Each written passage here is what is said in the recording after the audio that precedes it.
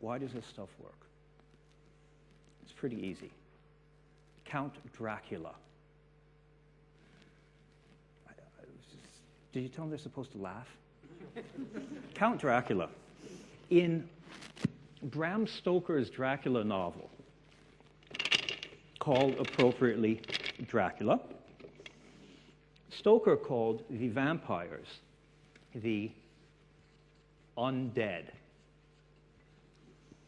Undead meaning they were neither living nor dead. We have a similar type of system that we call unordered. Now, unordered, that's what my son normally says when I ask him to clean up his room. It's in this state in between. It's not chaos, but it's not order. Interesting thing about this it's not simply a negation. It's a statement of fact that it is moving towards a certain direction.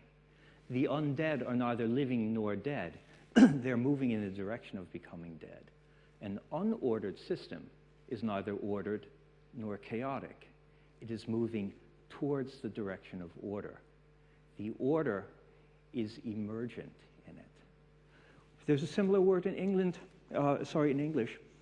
that I like to use. It's the uncomfort zone. We feel uncomfortable about something.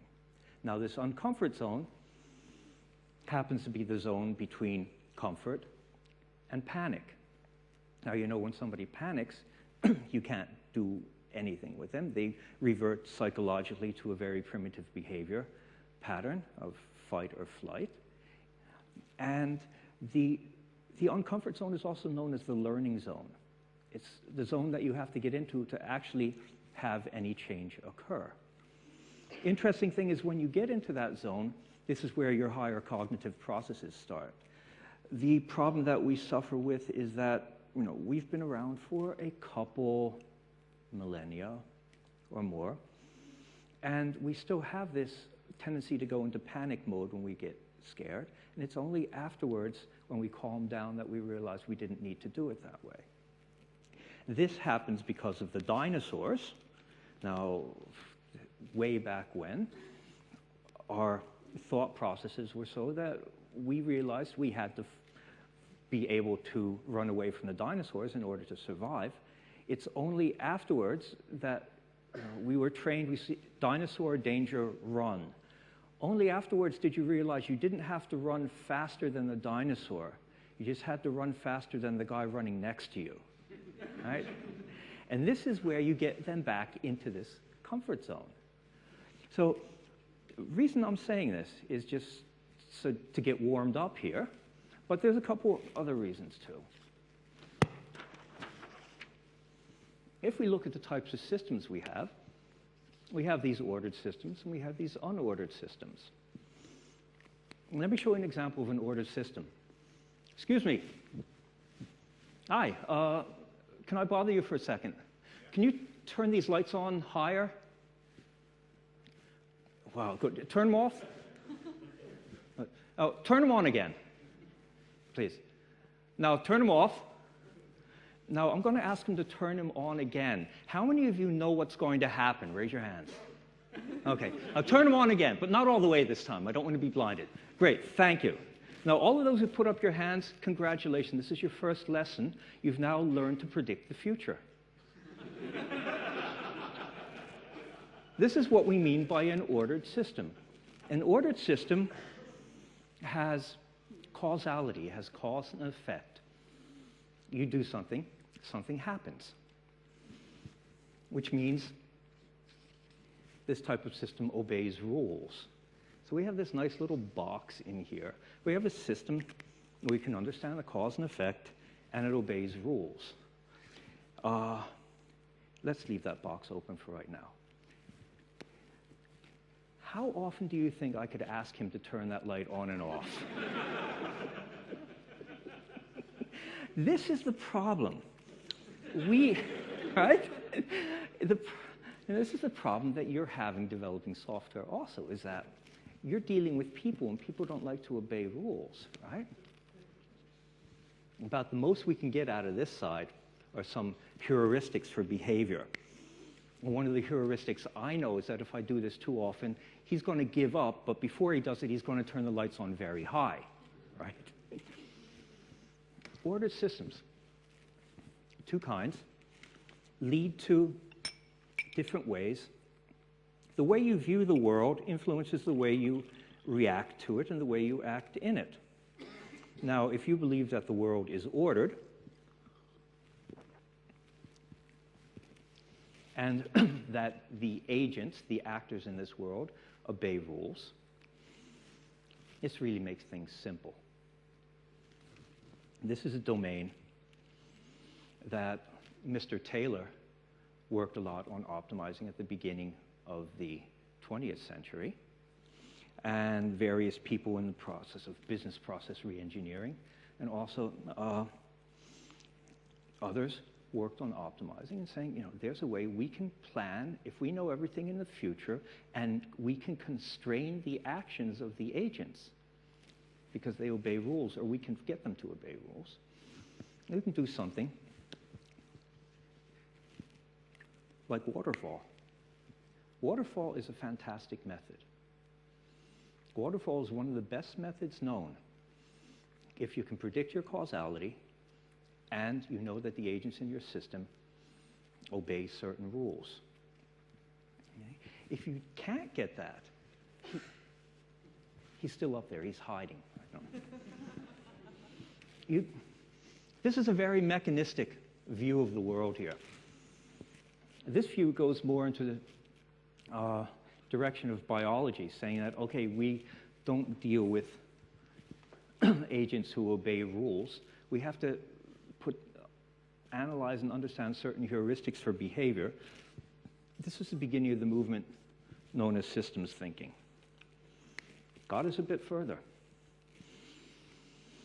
The big shock came in the 1980s, where people started realizing, this is another word to get people to wake up, slime mold. Did you know that in the year 2000, Takahashi Nakagaki, a Japanese scientist whose name I really had to practice a lot to be able to pronounce, actually got slime mold to solve a maze. Put slime mold at the beginning of a small labyrinth, put food at the end, and the slime mold made its way through the labyrinth and found the food. Now, slime mold is not an ordered system. There's not the top slime who tells the other slimes what to do, right? Slime mold do coordinate, and they do communicate with each other by means of pheromones.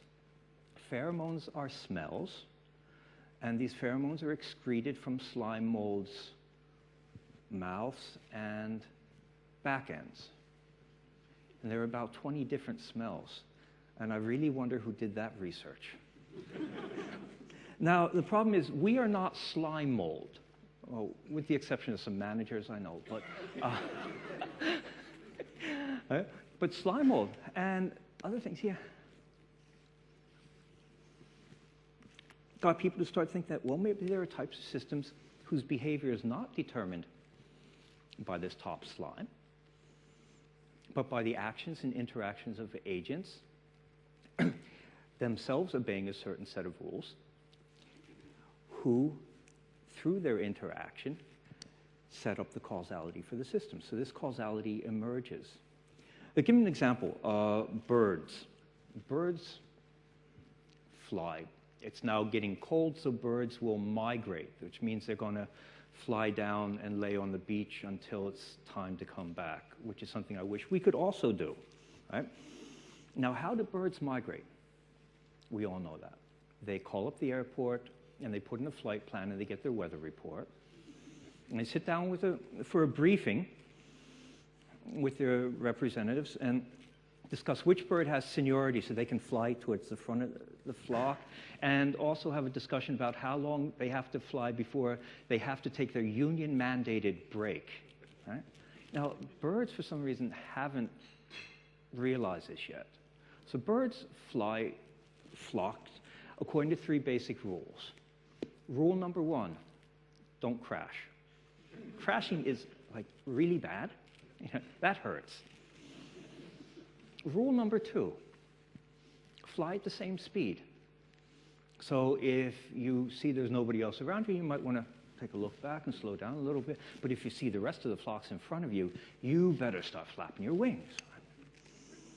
Rule number 3, fly towards the center of the flock so you don't get lost. Now, if you fly towards the center of the flock but avoid crashing, you end up flying in parallel. These are the rules that govern how birds flock. This is great, because when you do this, you can start building mathematical models. And there are people at the Santa Fe Institute in New Mexico who started doing exactly that, building mathematical models for predicting behavior of complex systems.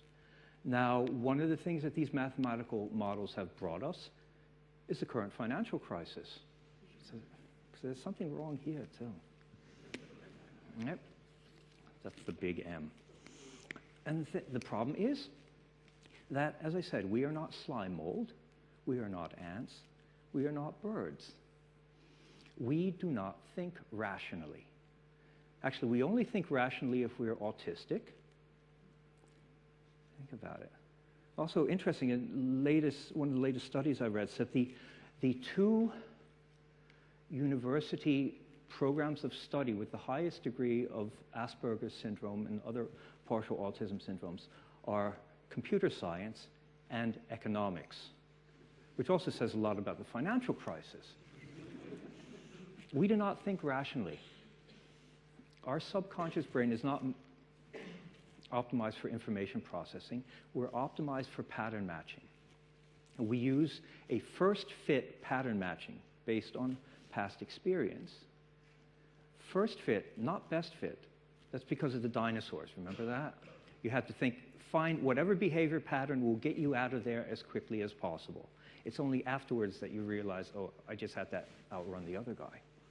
So you use the first fit pattern matching based on past experience, and then this is rationalized in what's known as the context of the dominant discourse that you're in, which means that this is done subconsciously. Then when you come in the morning to the office and you present the decision you've made, you can say, I made this decision based on an in-depth analysis of all material that was available to me at the time. Or you could say, I had a dream and a frog told me.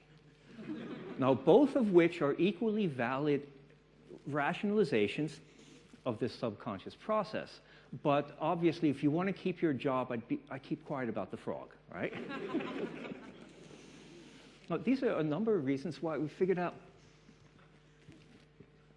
not only do the systems happen because of the interaction of the agents, so we find ourselves up here, but people don't like to obey rules. Now, this brings us in the field of what we call social complexity here. There are some big problems misunderstandings that people have had in the past about these fields. And one is the fact that correlation on the time axis implies causality, that if 2 things happened, one after the other, that the first caused the other. And this is one of the big mistakes that comes here. One of the big mistakes that comes up here on this side is saying that a simulation equates to predicting. By simulating the behavior of a system, you can predict the way it happens next. Now, with ordered systems, he vanished. I think he gave up on me. Or is he? No, actually, I think he's on Skype right now. But let me give you an example for a complex system, because complex systems are one of the real reasons that why Agile works. Something that we all know, a party. Imagine you're going to have a party. Now, if you do organize a party the way you organize a project here, I guess you would, get all the party sponsors together and have a number of meetings, a large number of meetings, to discuss the objectives and the goals of this party. you would invite all participants to come at a certain point of time, at which time they would be presented with a PowerPoint presentation for the kickoff, saying what the objectives of the party are, and making them realize that their further success, which means being invited to other parties, is dependent on them achieving these objectives. Right? And then you would analyze behavior in a post-mortem, post-party post-mortem, which is when you clean up the bottles. And what you learned would be put in a best practices database for use for other people to organize their parties, because you can know everything in the future, right? Actually, no, my parties work a little bit different. First thing you do is draw a line. Okay, my bedroom, my single malt whiskey collection, they're off limits, right? And then you provide a number of attractors: beer, music, and you support patterns that emerge that are good. You see people dancing, you turn up the music. And you suppress patterns that are bad. Get out of my bedroom. Right? So if we look at it, one of the things that complex systems have as one of their prime characteristics is something we call retrospective coherence. Now, retrospective coherence, that's a big term. If you want, I can write it down because you can impress people when you say that. Retrospective coherence is about, think about, you had a party, you had a successful party. So sit down and you want to have another one, bring me in to consult. I'm pretty cheap when it's about parties. And talk about what made this party a success. It was the people, right? It was the music, it was the food and drink. So what are we going to do? Next party, we're going to invite exactly the same people, right? We're actually not invite, they must be there because we knew it is exactly this group of people that made the party a success. Okay? So music, we can start optimizing now. You can save that money that we spent on a DJ. So we wrote down all the songs we had. Now we have this playlist on the iPod. Right? So we press start and we lock the iPod away because you know the problem that people have at parties, somebody always comes up and wants to change the music. We can optimize that away. And then everyone who comes to the party will get a printed script with exact timings. Now, I'm Swiss, so I can get you a good deal on these watches. Right?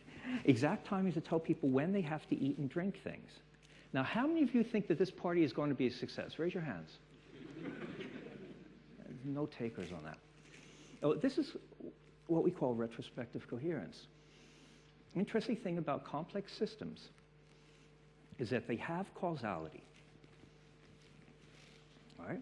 But since causality happens through the actions and interactions of the people at the party, at the end, you know how you got there. But if you start at the same place, again, you can't guarantee that you'll get to the same point again. And that's the challenge. And the mistake that people make, like this is prediction does not equate, even prediction one-to-one by actually doing it once already, does not equate. Sorry, simulation does not equate to prediction, okay? The other thing that people miss is saying, well, listen, it was the music, and it was the people, and it was the food and drink. At the end, that's all you see. What you miss is the fact that the people, yes, it was the fact that you saw that one lady sitting all alone in the corner, and you walked over and talked to her, and stood her up and introduced her to another people, right? And the fact that the music, you saw that nobody was dancing, so you turned on the music louder and got a couple people up to start dancing. And food and drink, it was the fact that you were always looking because you're a good host and made sure there's enough beer and enough to eat there. What's happening was you were making, while the party was going on, making these little corrections. And if you're a good host, you'll probably start instinctively doing these regular rounds, just going around checking everything's okay.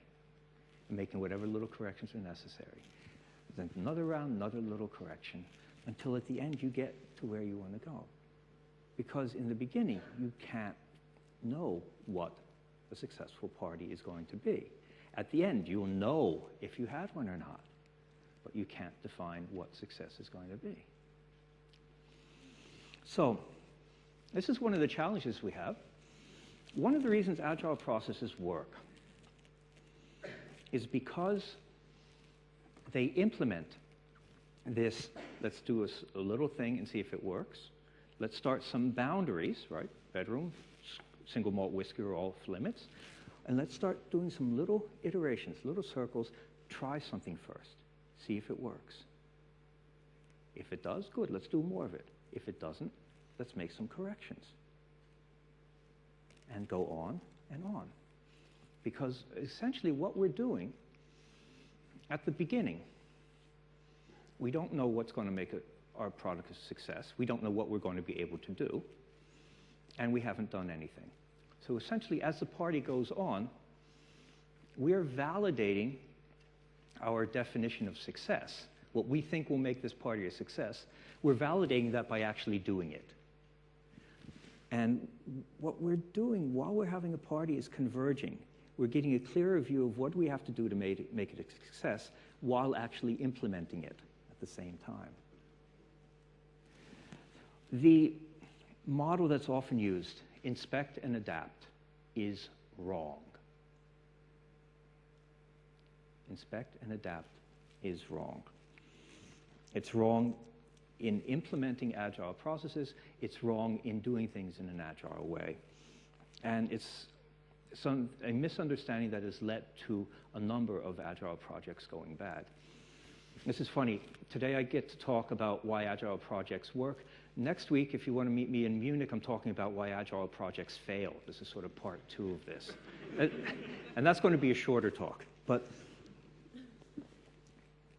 inspect and adapt is missing a major thing. I've seen a lot of agile projects, ones that have been a success and ones that haven't. Now, whether this is binary success or failure is another thing we'll leave out. But on a lot of projects I've seen that have failed, they've done exactly that. They've done inspect and adapt. Inspect means buy one of those books and read it, okay? Adapt means then you take the things out of it that you think are cool, that won't put you outside your comfort zone, and you just do those. So you're adapting the process. And then you wonder why it doesn't work. Apply, inspect and adapt. Apply says get out there and actually do it. This is one thing I miss. This is one thing I love about Smalltalk. Smalltalk's an interactive interpreted language. You get the pop-up menu there. You have one of your menu items says, do it. There's a reason why a lot of these good ideas come from people from the Smalltalk community. We're confronted with do it every day. So do it. Try something. Get that empirical evidence. Get proof that something works or that it doesn't. And yeah, if you can't know in advance, there's a risk that it won't work. So what you need to do so that Agile works, it's not fail-safe. There is no one fail-safe way to do this. If you cannot have a fail-safe method, you must have a safe fail environment. This is one of the most important tenets that we have. If you can't know in advance that what you're going to do is going to be successful, you have to find a way to minimize the risk that doing something wrong will endanger your project. One of the big challenges we have is, well, let me tell you it another way. How much time do I have? Oh, I still have some time. Back in 1961, the American author Joseph Heller wrote a book which is probably one of the major works of American literature of the late 20th century. And this book was about a group of Air Force pilots in the Second World War. Now, these were Air Force pilots that didn't deal with Germany. They were the ones that were out in Japan and stuff. And the problem that they had was as Air Force pilots during the war, their job was to fly missions and drop bombs and kill people, which they had moral and ethical problems with doing. They also had a problem with the fact that while they were flying those missions, those people on the ground were trying to shoot them down, which is also bad for their health. Now, the way, this book is about the way they dealt with it, which involves large quantities of alcohol and sex, which makes it an interesting book, but not the reason for me telling the story. The story is the name of the book, and the bottom line of the book is something that you all should remember. The book was called Catch-22. Anybody heard of Catch-22? A Catch-22, a catch or a hook. Since these fighter pilots didn't want to fly these missions, they wanted to get out of military service. During the war, there's one way to get out of military service, and that's to be declared insane. But if you're in the war and you want to get out of military service, you are definitely not insane, right? And that was a trick. There was no way to get out of it. And there's a catch there. And here is our catch-22. We are expected to know exactly what the right thing is to do at every time, right? That's our expertise. That's our market value. That's what we're getting paid for, to know what the right thing is to do in advance of doing it. But we are in a situation, in what's called a socially complex domain, where it is proven impossible to know in advance what the right thing is to do. The only way to get out of that is to get away from techniques that are optimized for knowing things in advance and move on to techniques which say we can learn, we cannot expect things to be known in advance, and we cannot expect them to stay the same way.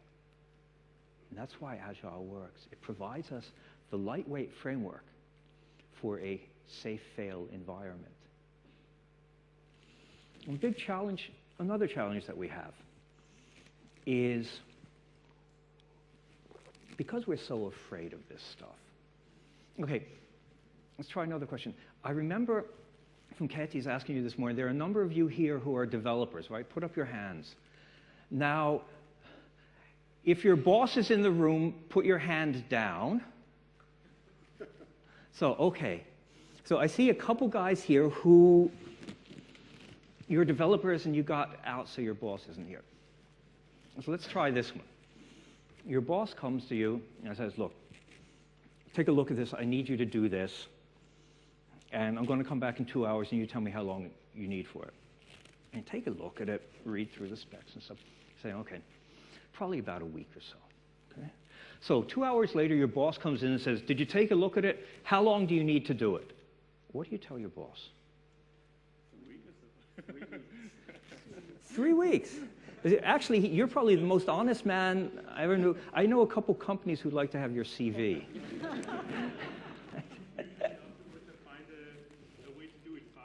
Mm-hmm. Then they really want your CV.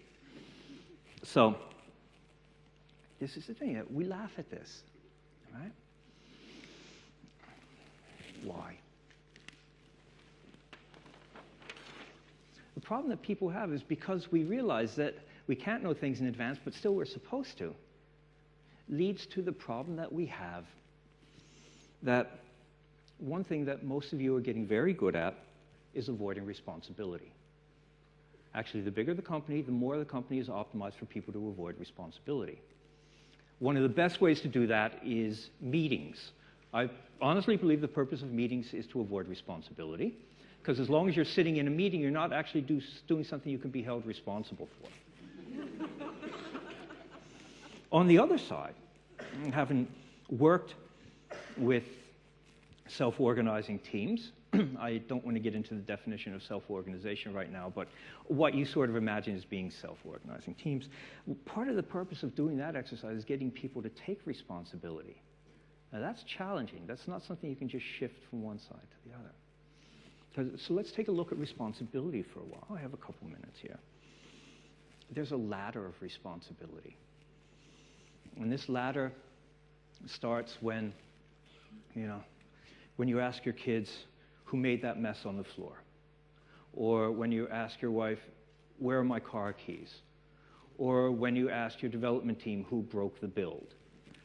What's the first thing that happens?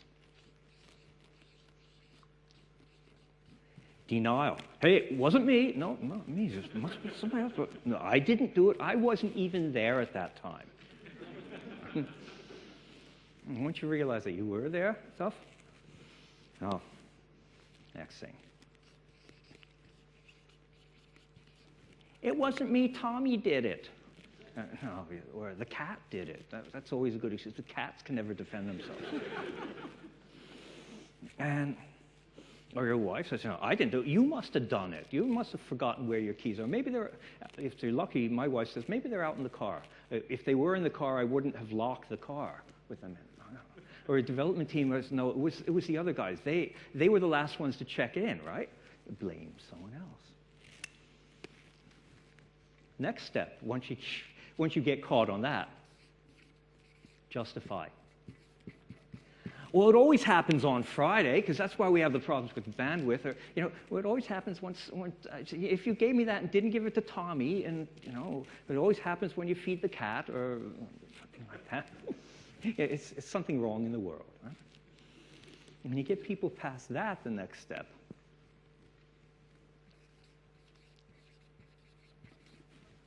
Shame, that's sort of, okay, it was me. Now, shame is an interesting point which you have to get to, because here is when this decision process starts. Once you shame somebody enough, they will often opt out of the system. I don't want to be in a team that embarrasses me like this. If you can get people to grow up over the shame barrier,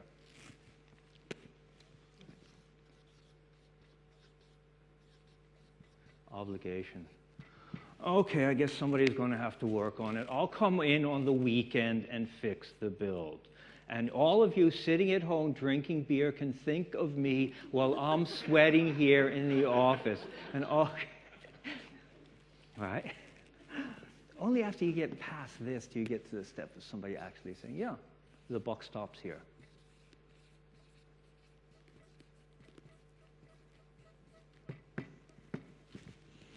Only there do you get to the point of actually saying, yes, I did it. I take responsibility for it. Personal development. This is part of growing up. Some people grow up, other people just get old. Unfortunately, that wasn't meant to be a joke. But sometimes when you get people to laugh, it hurts less. So why does Agile work? Because we deal with systems where we can't know things in advance, where the main vectors of our systems, figuring out what we need to do, how we need to do it, and who we need to do it with, right? Requirements, technology, people, are either unclear or changing, can't be nailed down. It brings us to the type of system where we can't predict the future and where we have to have some way of working that lets us eliminate the amount of work that we have to do that we're going to waste. Okay? So there are 3 questions that I teach the people I coach. And these are the first things. If I can't teach them the one right way to do things, if I can't teach you the one right way to do things, what I can teach you and what I'd like to leave you with are a couple questions to ask. First, diagnostic question number 1. When do you want to know you have a problem? After 2 weeks in a 6-month project, or after 2 years in a 6-month project? Right? Make things transparent. Small iterations, right? If you don't know what you're supposed to build for your customer, if they're not sure about it, you better find that out pretty quick before you bring it out on the market, right? So, second question. How much are you prepared to throw away? How much pre-planning, investment are you prepared to do at the risk that you're going to have to throw things away because the market around you is changing. Your customers are changing. Your competition is changing. How much do you have to invest? A lot of times you have to invest a lot. It doesn't even have to do with the project, but it has to do with giving somebody out there this pseudo feeling of control or security. Fixed price, there's a lot of estimates. Think about it. An estimate for a budget is like a weather report. Right? I can tell you, the weather tonight, it's going to get dark. Tomorrow it's going to get brighter again, but there's, might rain, might not. Next week it's going to be a little bit colder. But on the 3rd of March 2009, it will be exactly 19.7 degrees with a 30% chance of rain. Your estimates are a weather report. And anybody who tells you elsewise is bullshitting you. So, what do you need? Some basics.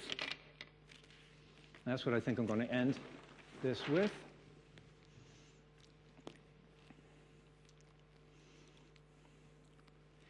Rule number 1, we don't make mistakes. Well, I do sometimes. We don't make mistakes, we learn. Most of the problems we have are because we were brought up in a culture where we were punished for making mistakes. All right? How many of you ride a bicycle? All right? It's good, even with this. The gas prices are going to go back up, so get back in practice. And think about how you learned to ride a bicycle. Your father put these help wheels on the side.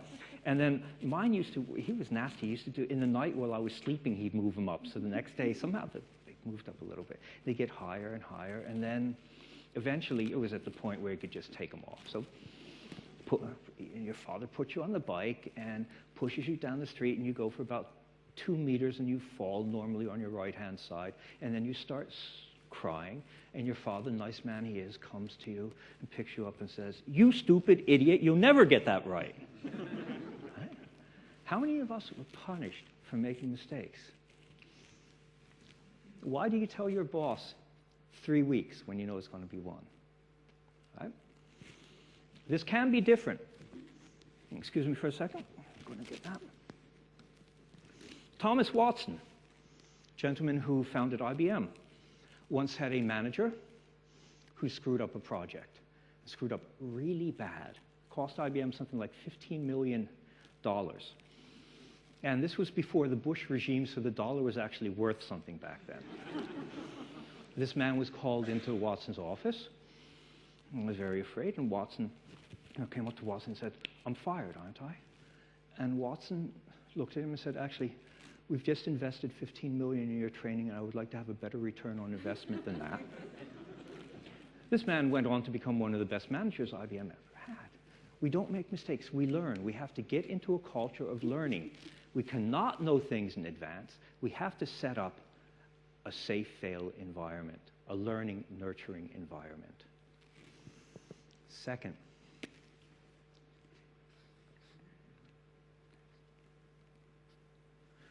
whoever has the risk makes a decision. Risk. All right, you tell your boss 3 weeks because you know what's going to happen. He comes in and says, "No, you only have a week's time to do it," right? Whose risk is it? Yours. Who makes the decision? He does. That's one of the biggest problems we have. People making decisions for things for which they have no risk and no responsibility. One of the major problems in our industry. That we have developers saying, "Oh, this would be cool," and customers and managers saying, "Well, this is how long you have to do it." And we know that about the managers talking, but think about the developer side. The developer says, "Well, this would be really cool. We have to have this in the product."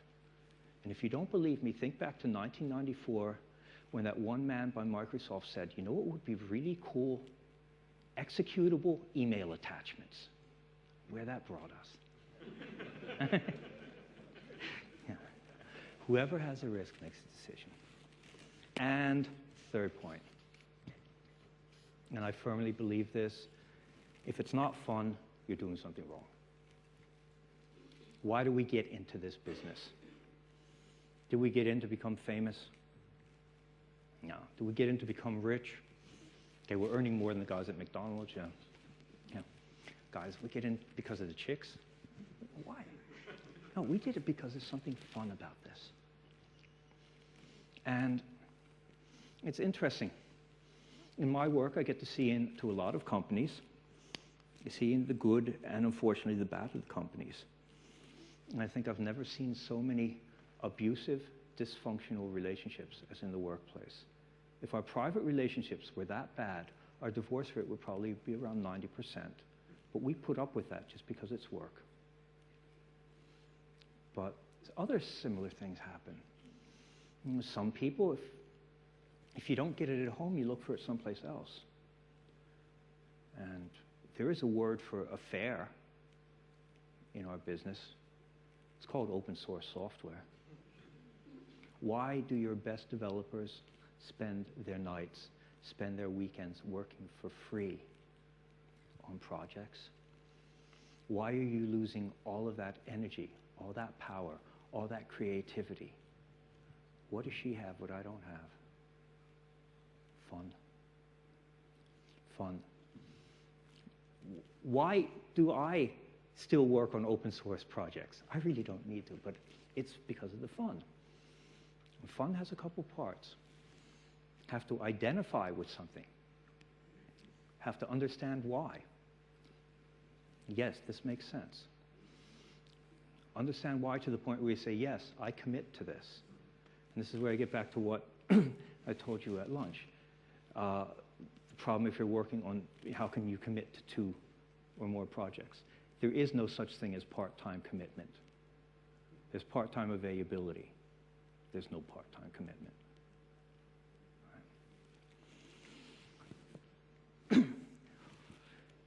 Yeah. Identifying with something and being willing to take the responsibility. I think this is a good idea. I see that something's necessary, and yes, I will do it. And that's what's missing. Actually, that's about all you need. Everything else is just a practice, just an implementation of one of these basic ideas that comes up. And I think that's exactly the 45 minutes that I was supposed to talk. Thank you.